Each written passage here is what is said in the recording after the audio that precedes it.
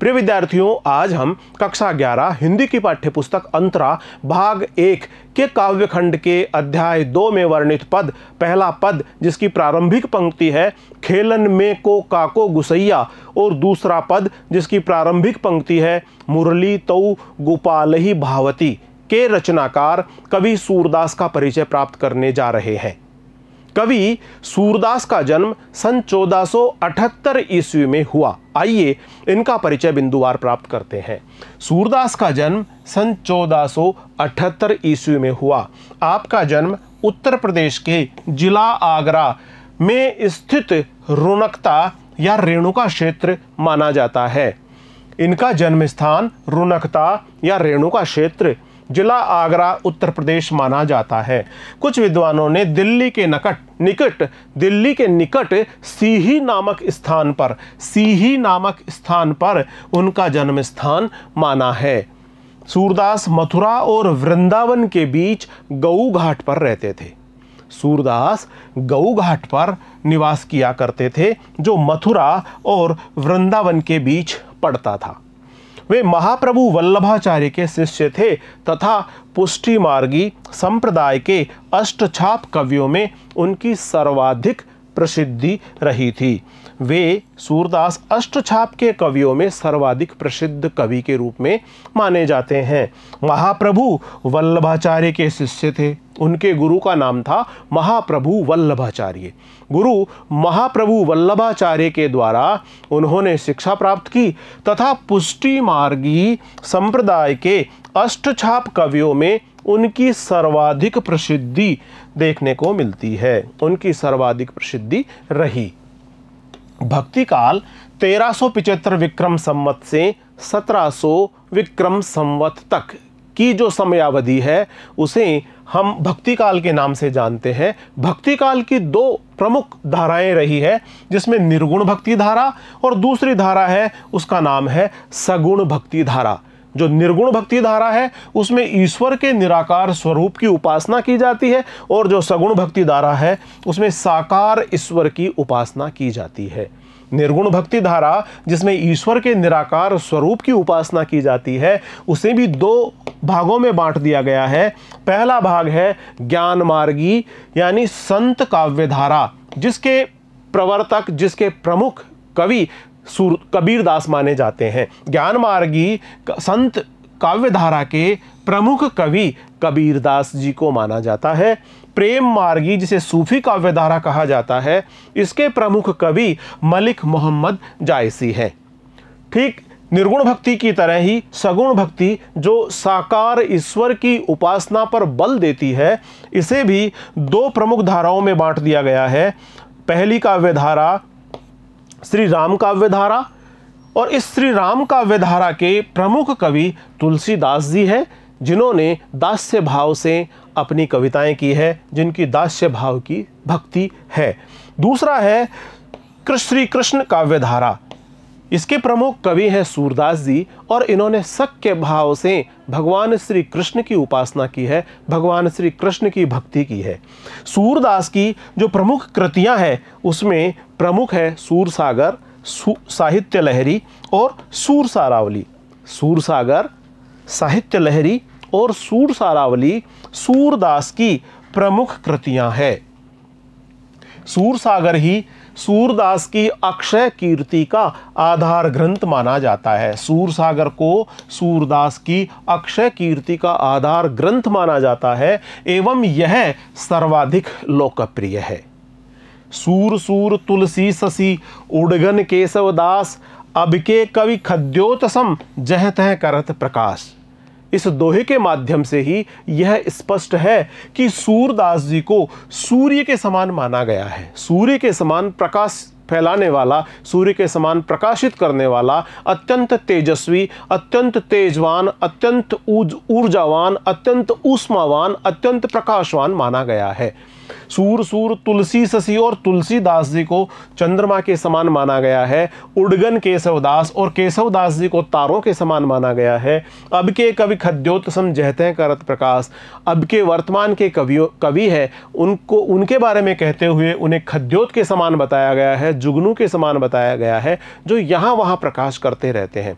इन पंक्तियों के माध्यम से सूरदास जी को साहित्य रूपी आकाश में सूर्य की तरह चमकता हुआ दिखाया गया है। सूर्य के रूप में चमकता हुआ दिखाया गया है सूरदास जी को साहित्य रूपी आकाश में। सूरदास के बारे में ऐसा कहा जाता है कि वे जन्मांध थे, जन्म से ही अंधे थे। जन्मांध, जन्म से ही अंधा होना। परंतु उनके काव्य में प्रकृति और श्री कृष्ण की बाल लीलाओं आदि का वर्णन देखकर ऐसा नहीं प्रतीत होता कि वे जन्मांध थे। जिस जीवंत भाव के साथ में उन्होंने अपनी रचनाओं में प्रकृति का चित्रण किया है, जिस जीवंत भाव से उन्होंने रमणीय और मोहक तरीके से बहुत ही मनोहारी प्रस्तुतियों करते हुए उन्होंने भगवान श्री कृष्ण की बाल लीलाओं का वर्णन किया है, उनको देखकर हमें ऐसा प्रतीत नहीं होता कि वे जन्मांध थे। उन्होंने बहुत ही सजीवता से, बहुत ही जीवंतता से, बहुत ही मनोहारी वर्णन किया है प्रकृति का और भगवान श्री कृष्ण की बाल लीलाओं का। सूरदास सगुणोपासक कृष्ण भक्त कवि है। जैसा कि सूरदास सगुणोपासक है और श्री कृष्ण की भक्ति करते हैं, श्री कृष्ण भक्त कवि हैं। उन्होंने कृष्ण के जन्म से लेकर मथुरा जाने की कथा और श्री कृष्ण की विभिन्न लीलाओं से संबंधित अत्यंत मनोहर पदों की रचना की है। भगवान श्री कृष्ण के जन्म से लेकर मथुरा जाने तक की पूरी कथा का और श्री कृष्ण की विभिन्न लीलाओं से संबंधित घटनाएं हैं, उनका बहुत ही मनोहर पदों में आपने रचना की है। बहुत ही मनोहर पदों में आपने भगवान श्री कृष्ण की विभिन्न लीलाओं के पद रचे हैं तथा जन्म से लेकर भगवान श्री कृष्ण के जन्म से लेकर उनके मथुरा जाने तक विभिन्न प्रकार की बाल लीलाओं का, विभिन्न प्रकार की श्री कृष्ण जी की लीलाओं का अपने पदों के माध्यम से चरित्र चित्रण किया है। इनकी रचनाओं में श्री कृष्ण की बाल लीलाओं का वर्णन अपनी सहजता, मनोवैज्ञानिकता और स्वाभाविकता के कारण अद्वितीय बन पड़ा है। इनकी रचनाओं में हमें श्री कृष्ण की बाल लीलाओं का वर्णन देखने को मिलता है, जो बहुत ही सहज है, जिसमें सहजता का गुण विद्यमान है, जो मनोवैज्ञानिकता और स्वाभाविकता के गुणों से भरी हुई है। इस प्रकार इनकी रचनाएं सहजता, मनोवैज्ञानिकता और स्वाभाविकता के कारण अद्वितीय बन पड़ी है। वे मुख्यतः वात्सल्य और श्रृंगार के कवि हैं। इनकी रचनाओं में हमें मुख्यतः वात्सल्य रस के और श्रृंगार रस की प्राप्ति होती है। इनकी रचनाओं को पढ़कर पाठक वात्सल्य रस और श्रृंगार रस का आनंद अनुभूत करता है। वे मुख्यतः वात्सल्य और श्रृंगार के कवि हैं। सूर का अलंकार विधान उत्कृष्ट है। अलंकार विधान सूर का अपने आप में बहुत उत्कृष्ट है। अलंकार से आशय है काव्य की शोभा बढ़ाने वाले शब्द, जिनका प्रयोग कवि इस प्रकार से करते हैं कि पाठक का हृदय किसी भी रचना को पढ़ते समय भाव सौंदर्य से अभिभूत हो जाता है और वह उस आनंद को अपने हृदय में, अपने मन मस्तिष्क में अनुभूत करता है। सूर का अलंकार विधान उत्कृष्ट है। उसमें शब्द चित्र उपस्थित करने एवं प्रसंगों की वास्तविक अनुभूति कराने की पूर्ण क्षमता है।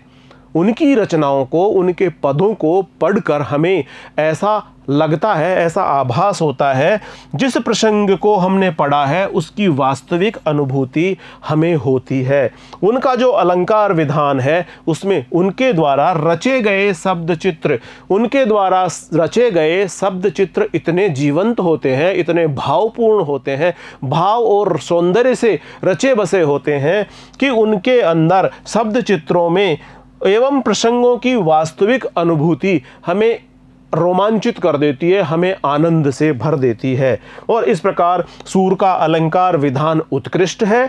उनके उसमें शब्द चित्र उपस्थित करने एवं प्रसंगों की वास्तविक अनुभूति कराने की पूर्ण क्षमता विद्यमान है। सूर ने अपने काव्य में अन्य अनेक अलंकारों के साथ उपमा अलंकार, उत्प्रेक्षा अलंकार और रूपक अलंकार का बहुत ही कुशलतापूर्वक प्रयोग किया है। हमें सूरदास जी की काव्य रचनाओं में अनेक अलंकारों के साथ साथ उपमा अलंकार, उत्प्रेक्षा अलंकार और रूपक अलंकार का दर्शन होता है। इनके माध्यम से काव्य की शोभा, काव्य का सौंदर्य हम बढ़ा हुआ प्राप्त करते हैं।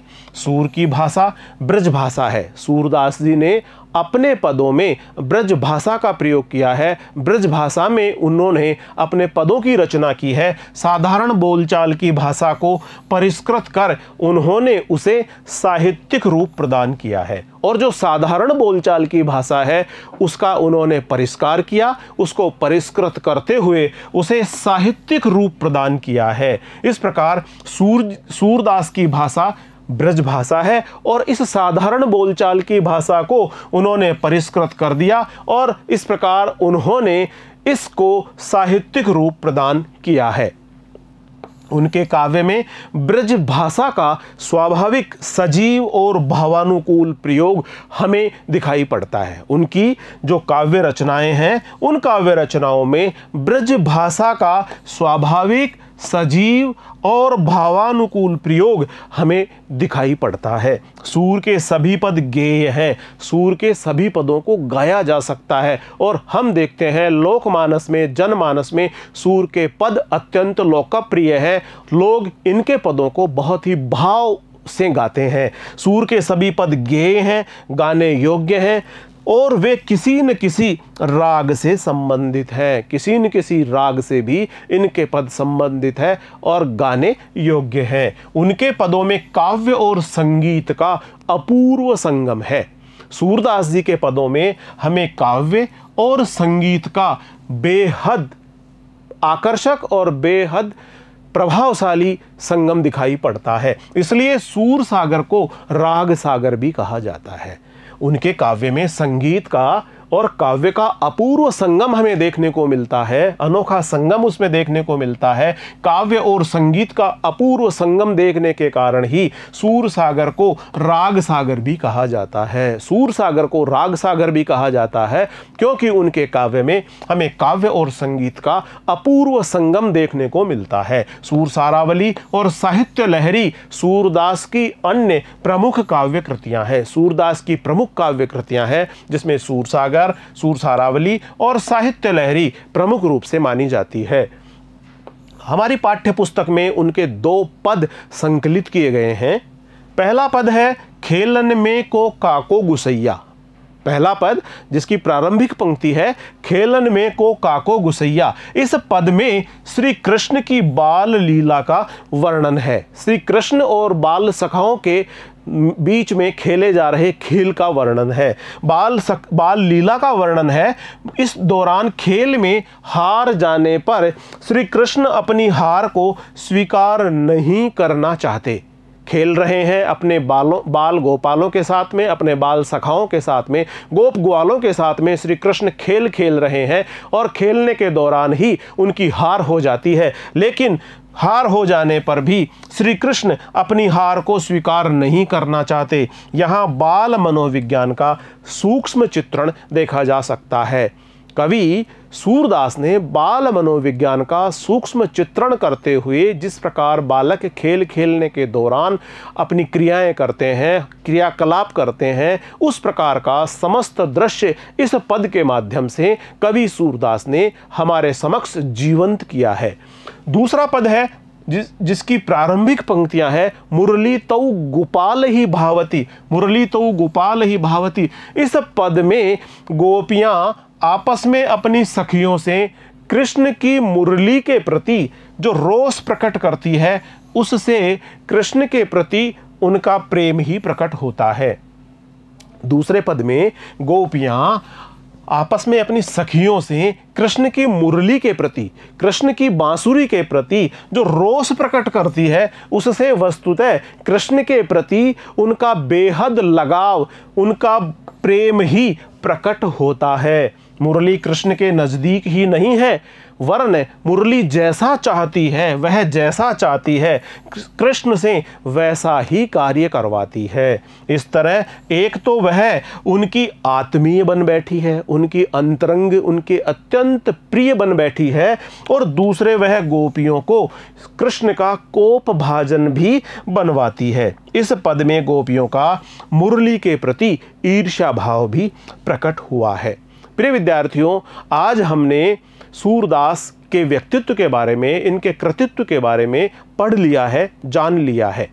अगले वीडियो में हम सूरदास द्वारा रचित पद, जिसकी प्रारंभिक पंक्ति है खेलन में को काको गुसैया, तथा दूसरा पद जिसकी प्रारंभिक पंक्ति है मुरली तऊ गोपाल ही भावती, से संबंधित अध्ययन करेंगे। इनसे संबंधित वीडियो लेकर हम शीघ्र ही आपके समक्ष उपस्थित होंगे। तब तक नमस्कार।